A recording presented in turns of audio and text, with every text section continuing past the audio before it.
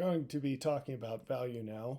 These are thoughts that I've picked out of a much bigger set of ideas with far more detail, with far more scripture that I have been working on for years now that I've not released, although you'll see elements of those ideas developing in the books that are out. I feel impressed to release this now. I am thinking of specific people that need it.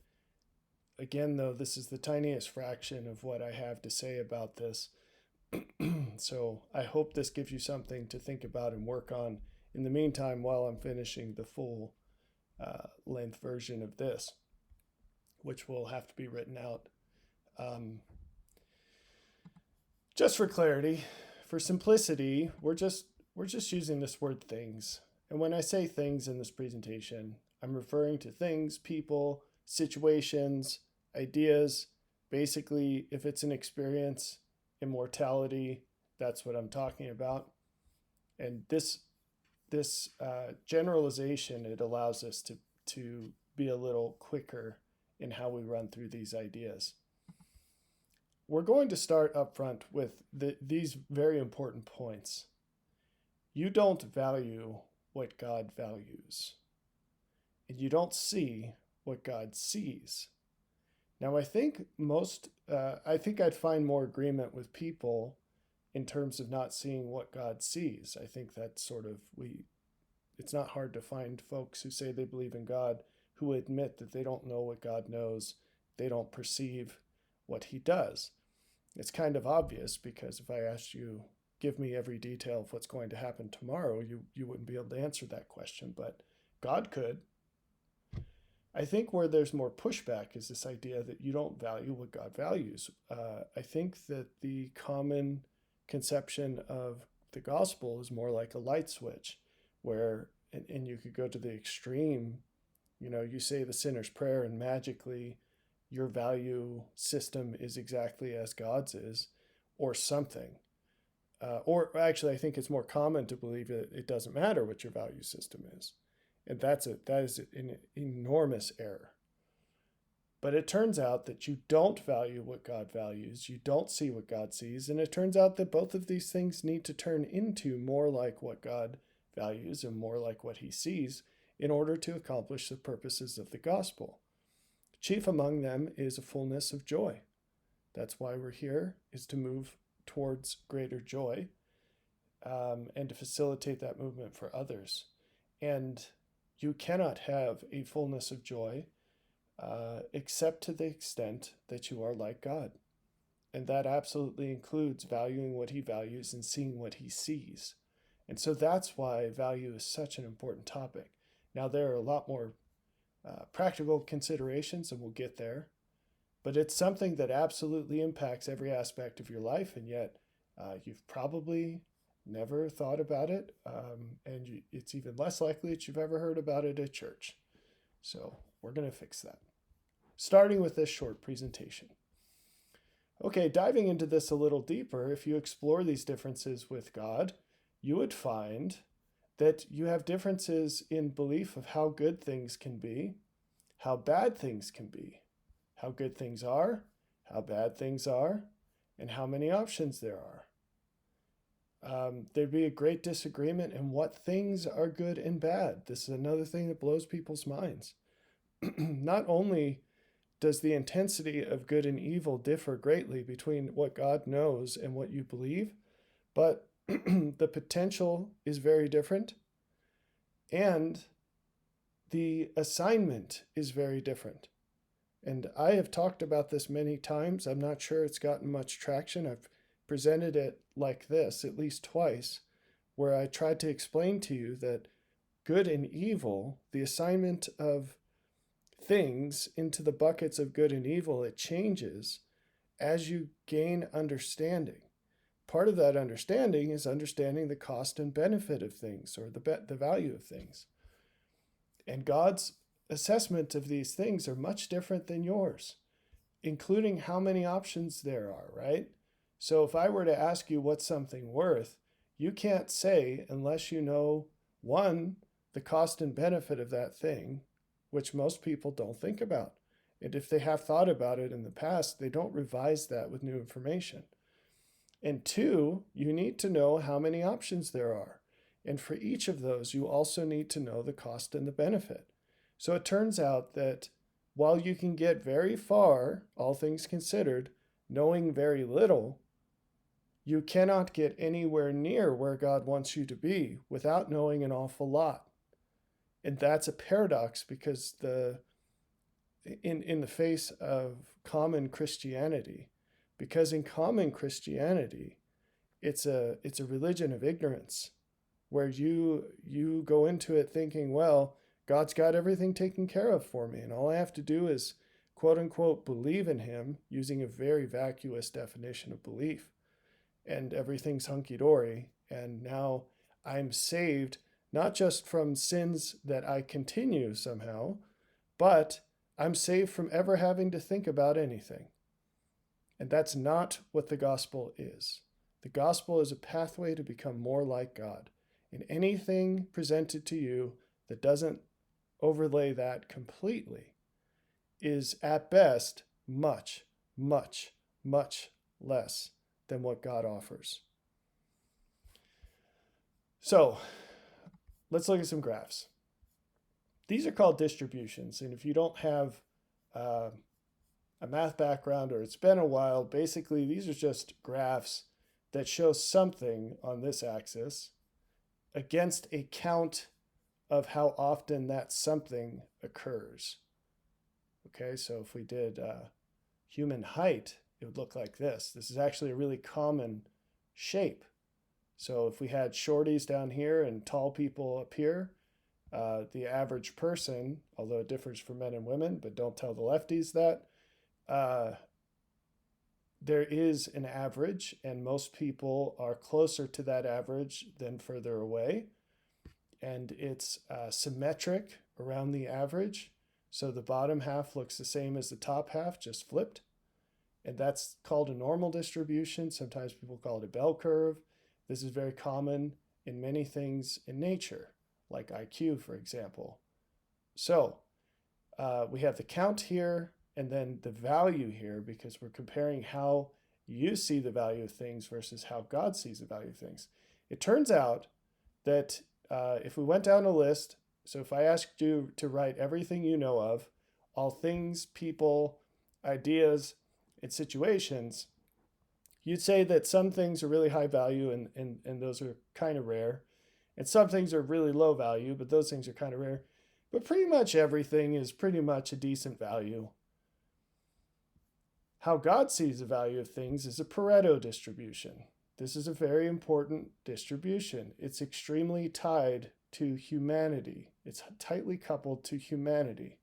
So anything that involves human choice in terms of value, and now this is not my insight, this is a sociology or psychology insight. It's been observed over and over again.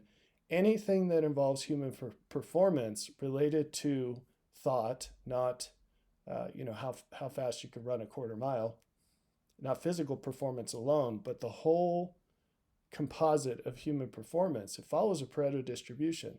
Things like wealth, for example, follow a Pareto distribution. It's inescapable. Again, don't tell that to the lefties, but this is reality, and you can't get away from it. So, for example, if you look at a company, this is an example of this distribution. Any company, no matter what its size, 80% of the people produce 20% of whatever it is that company produces. That's amazing, because it's across the board in whatever it produces. And you can. It's also it's a holographic principle, meaning if you take the top 20% and you isolate those people, you will see the same pattern again. Among them, you also see that the top 20% produce 80% of everything that group produces, which is amazing. It's amazing. So this distribution is extraordinarily important to understand. And it's how God sees the value of things. So if you laid out all people, things, situations, everything that exists in this world, and you ask God, what are these things worth? This is the shape you would get. You'd get a whole bunch of things that are worth very little. And relatively speaking, of course, because even the things of least worth are immensely expensive here. I'm talking about, you could consider the dust of the earth as something that's not very valuable. Well, it came at a great cost. Creation is expensive. Anyway, but when you come up this way, all of a sudden the value drops down, and then there's almost no count of high value things. But as that count reduces, the amount of value skyrockets, right? So because you have low here and high here. So if you're following me, this is very different between how people see the value of things and how God sees the value of things. And my question for you is, what difference do you think that this makes? So I don't know that you've ever thought about this, but now's the time if you haven't. How do you think a perspective of value that resembles God's, how do you think that's going to affect how you act, feel, and think versus this? So what's really interesting is, going back here, how many options there are. Our perception differs from God's. The funny thing about human perception is it is dependent on human choice, because you only perceive what you attend. You have to choose to see something. You can see something with your eyes and not register it in your brain. It's a choice. In fact, even your eye is designed with the focal point containing almost all of the visual sensors. So everything around that is blurry. The amount of information you derive from what you focus on is immense compared to what comes peripherally. So, what difference does this make? If you think that most things are pretty much the same and really bad things are super rare and unusual and really good things are super rare and unusual, you are going to live your life in a completely different way than if you think most things are pretty much worthless and the things of greatest value are so rare that you can't even quantify it because you'd run out of zeros to put after the decimal. So much could be said about this, but again, we're just going to move on. What is value? Value is benefit minus cost. So in business, value is profit. But in life, there are also costs and benefits. See, when you're looking at value, you have to compare the outputs to the inputs. A key idea as we're considering this is you just don't know how expensive things can truly be. So going back to this, so we have benefit and cost. This is a graph that only has value. Benefit and cost are not here. This is benefit minus cost. So the question is, if we broke this out and separated benefit and cost, what would it look like? Well, this is what it looks like. So here we have high benefit, down here we have low benefit. Here we have high cost, here we have low cost. And then this is the composite. It's value, okay? So high value requires high cost. This is an important idea. Again, common Christianity preaches that somehow the apex of value lies in this extremely low cost place. In fact, it's a lower cost than anything in real life. I should say maybe temporal life. Common Christianity preaches a gospel where God's way is magically devoid of any of the challenges of life. All you have to do is say the sinner's prayer or accept your flavor of religion's quote unquote required ordinances or rites, and shazam, you're here. At the highest value, it's up here somewhere. Because all you have to do is this super easy thing that doesn't require you to change in any way except the thing, and bam, you will receive everything God has. Well, the funny thing is not one of those people have anything that God offers, except a belief that they do, which is interesting, okay? The truth is, instead of being enticed by this low-cost Christianity, we ought to actually open the Bible and read it, and read where Jesus says again and again that following me will cost you everything. Again and again and again. And he's explicit. He says family members, houses, reputation, comfort, material wealth, everything, even your life. It will cost you everything.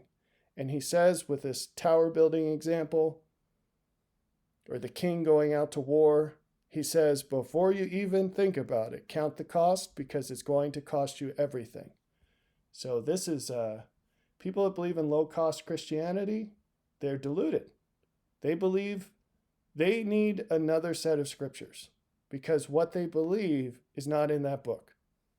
It's something totally different. It's more like Aladdin, because maybe that's the gospel of Aladdin, because they rub their lamp and a genie comes out and says, what do you want? I'll give you anything. And the only thing you had to do is rub the lamp. Jesus says, I will give you everything if you become like I am. And part of what I'm going to give you is a path to make that possible, because without me, it's impossible. But I've paid the price. I'll show you the way. Come follow me. It's pretty simple. It's pretty simple to understand. It's very straightforward. So we should get a prize for messing it up so bad. Anyway, the high benefit and high cost, they're coupled. Now, that does not mean, you see this region of the graph? High cost does not mean high benefit. It doesn't imply high benefit, because you can have something that's low benefit and high cost.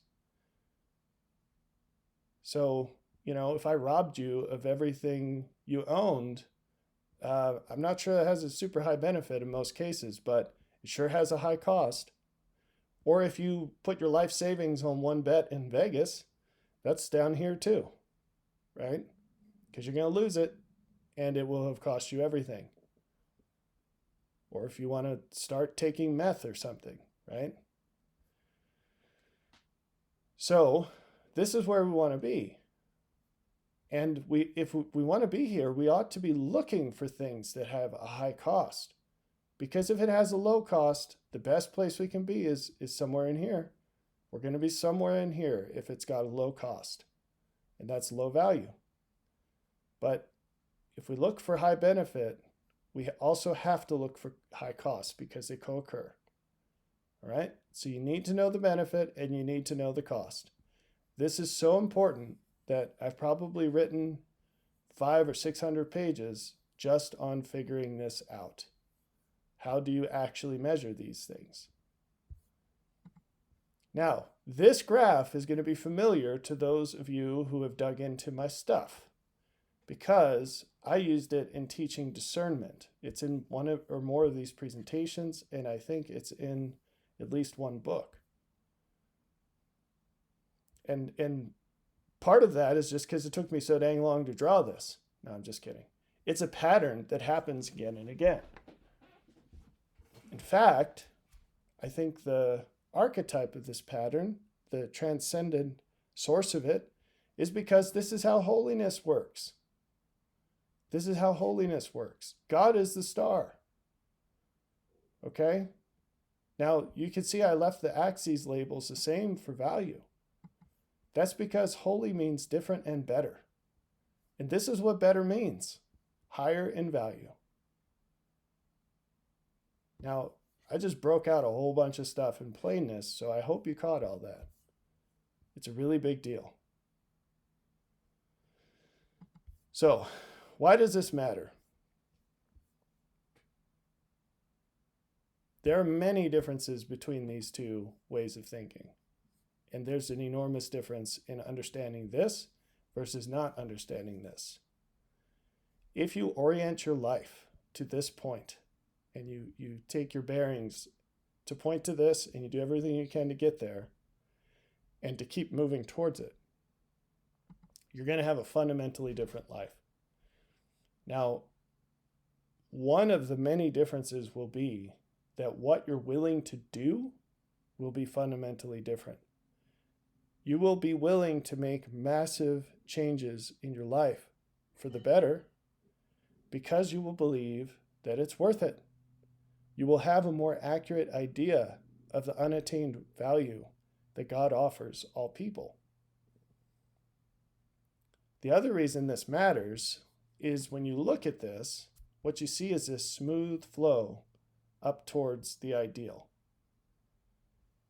If you're anywhere on here, even if you didn't have vision to see this whole structure from start to finish, you don't actually need to see the whole landscape. All you need to know is no matter where you are, go up. No matter where you are, go up. If you're in a place of low cost, start looking for things that require higher cost.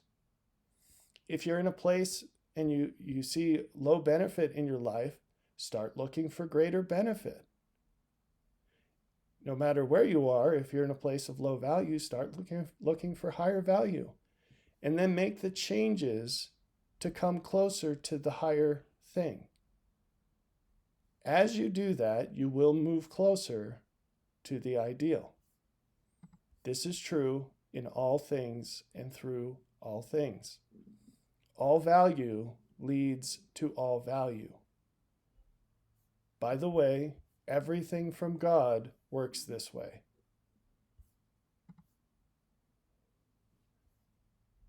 Of course, all value leads to God. And in the true path to God, not a counterfeit path, but in the true path, you'll find that all things increase in value. So as you ascend, everything gets better. That's the way it works with God. Now, some people will push back on that and say, yes, but there are these cycles of ascent and descent. I'm going to give you a massive key here. Cycles of descent only look that way because your vision is flawed.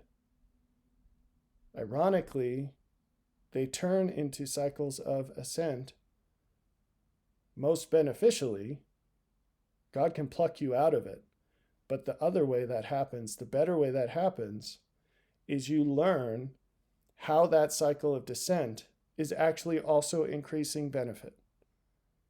And once you figure that out, you have the key to very many things. So, value is extraordinarily important to understand and to live.